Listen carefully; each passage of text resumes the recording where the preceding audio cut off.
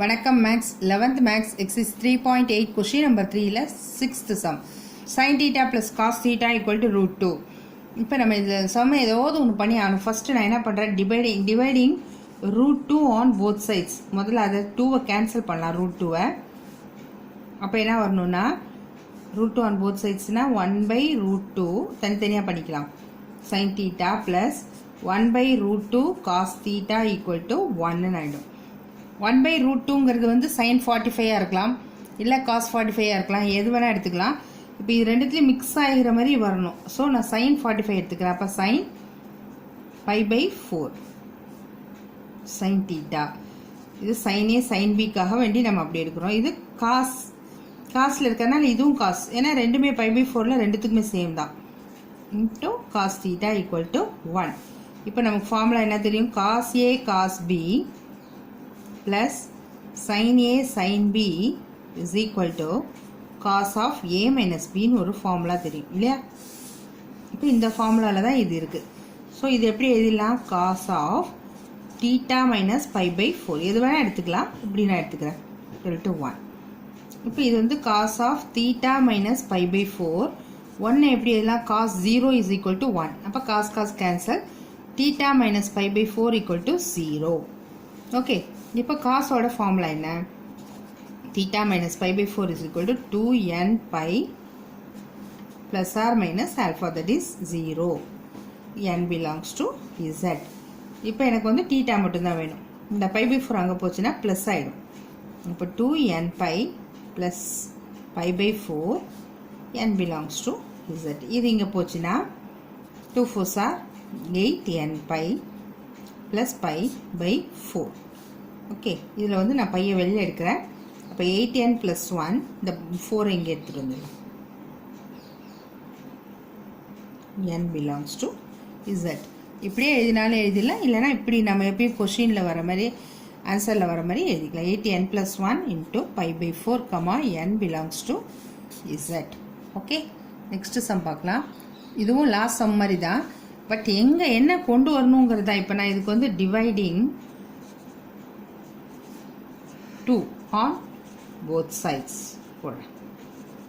அப்போ என்ன வரணும், 1 by 2 sin θ, இங்கே √3 by 2 வரணும் இல்லையா, by 2 cos θ equal to 1 by 2. இப்போ இது sin 30 value 1 by 2, cos 30 value √3 by 2. அப்போ இப்படி மாற்றிக்கலாமா, sin pi by 6, 30ங்கிறது pi by 6 sin θ, இது cos pi by 6 cos 30 டிகிரியோட value cos θ equal to 1 by 2. இப்போ நமக்கு தெரியும் sin A sin B plus cos A cos B is equal to cos of A minus B. cos of Aங்கிறது θ minus pi by 6 is equal to 1 by 2. இந்த 1 by 2 எதுக்கு வரும், cos 30 டிகிரிக்கு வரும்.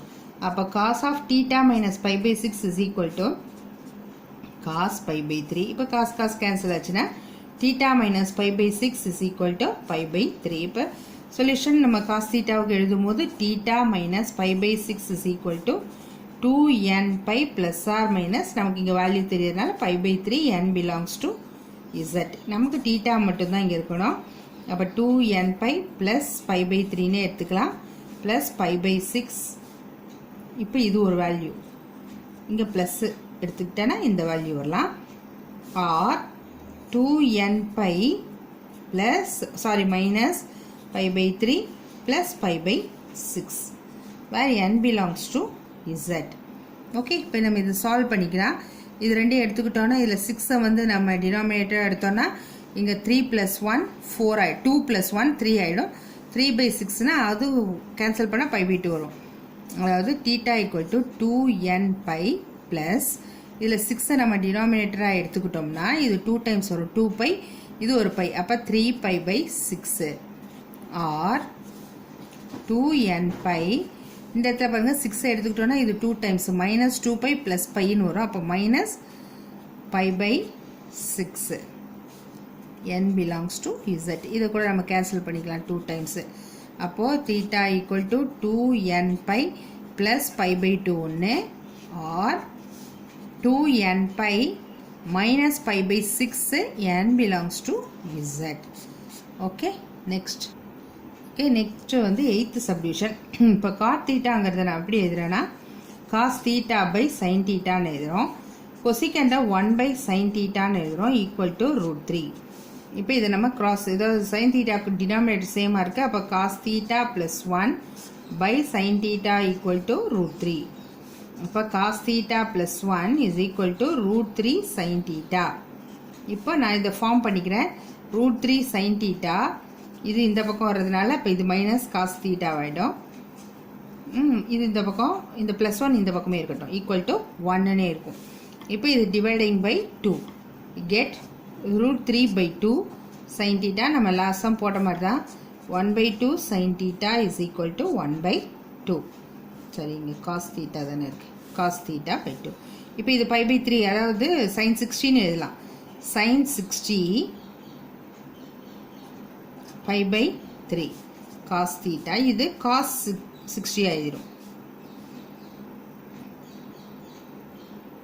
Sorry, திருப்பி sine theta இது வந்து cos π/3 cos theta equal to 1/2. இப்போ இது sine A sine B minus cos A cos B சைனா. அப்போ இது என்ன ஆகிடும், காஸ் ஆஃப் ஏ ப்ளஸ் பின்னு வந்துடும். காஸ் ஆஃப் ஏங்கிறது தீட்டா மைனஸ் ப்ளஸ் வரும், இங்கே மைனஸ் இருந்தால் இங்கே ப்ளஸ் வரும். π/3 is equal to 1/2. Cos of theta plus π/3 is equal to 1/2. எதுக்கு வரும் வேல்யூ, 1/2 எதுக்கு வரும்னு பார்க்கணும். ஓகே, இந்த இடத்துல நான் sine A sine B minus cos A cos பின்னு இருக்கு இல்லையா, நமக்கு ஃபார்முலா எப்படி இருக்கணும், cos A cos B minus sine A sine பின்னு தான் இருக்கும். அப்போ இங்கே ஒரு -1 இங்கே வந்து இடத்துல வந்துடும். இந்த -1 வந்து இந்த பக்கம் வரும்போது -1/2 cos of theta plus π/3 is equal to -1/2.